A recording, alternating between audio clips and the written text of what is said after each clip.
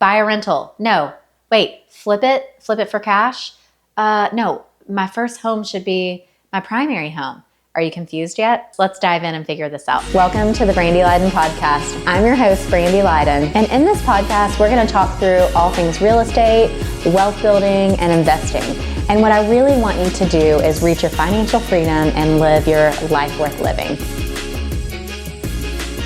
What should your first purchase be? 3 different ways we can do this: primary residence, rentals, or flipping. All right, so we're going to dive into each one of those today. Primary residence. If you want primary residence to be your first purchase, this is great, safe, easy move. I would say buy it with the intention of potentially turning it into a rental later.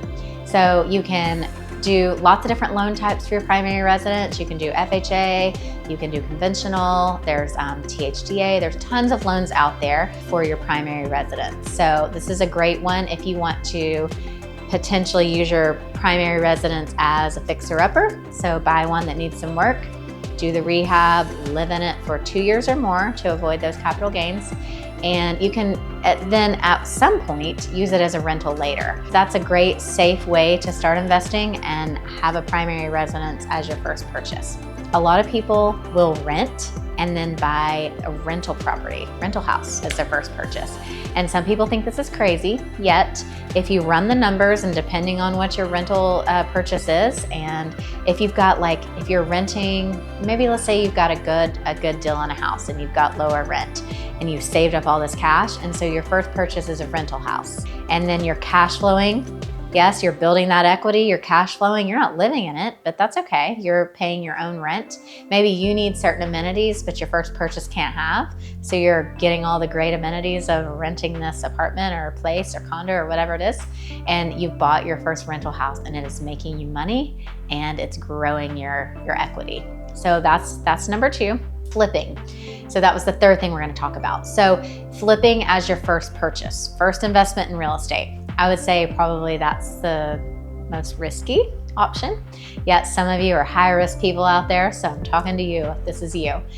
Okay, so similar scenario, you would be renting something as your primary, and then you have saved up the money and you're gonna buy your first flip. And so for those of you that really enjoy the rehab aspect, the designing aspect, any of those things, now, another option, let's pause for a moment. We can live in flip, and that's kind of what I was talking about on the primary residence side. So you can purchase something, you live in it while you're flipping it. If kids are involved, spouse is involved, family members live with you, this might not be ideal, but if you're a single person or single with a spouse and you guys are in for, eating out, living off of a cardboard box in your kitchen, having, maybe one bathroom that works, that kind of thing, live and flip is a great way to go. Now, similar scenario, you want to keep it for 2 years before you turn around and resell to avoid those capital gains. But pros and cons of flipping, you've got to really know your numbers. So work with a great agent that's going to know what is this house going to sell for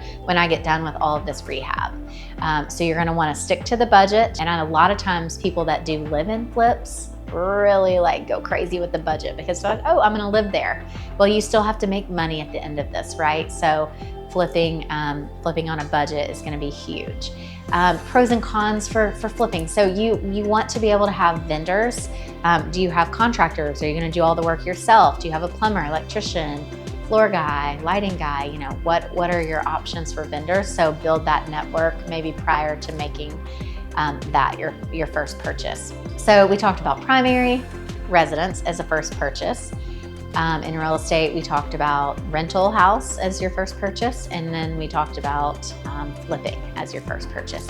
Now, there's lots of different other ways, but those are kind of let's just dive into Investing 101. Those are 3 ways that you can get started. Our action step for this week is going to be, I want you to ask yourself, do I need a place to live? Do I need income now, or do I want to build equity? And that is going to point you to where you want to go, whether it's primary residence as your first purchase, investment property, a rental house as your first purchase, or flipping, potentially live-in flipping. So ask yourself that this week, think about it, and make a move. DM me down below Let me know what you're thinking on which way you want to head for your first investment. Thanks so much for spending time with me today. If you want to know more about investing, wealth building, or real estate in general, head on over to brandyleiden.com and you can book a consult with me today. Don't forget to like and subscribe if you want to hear more episodes like this one. See you next time.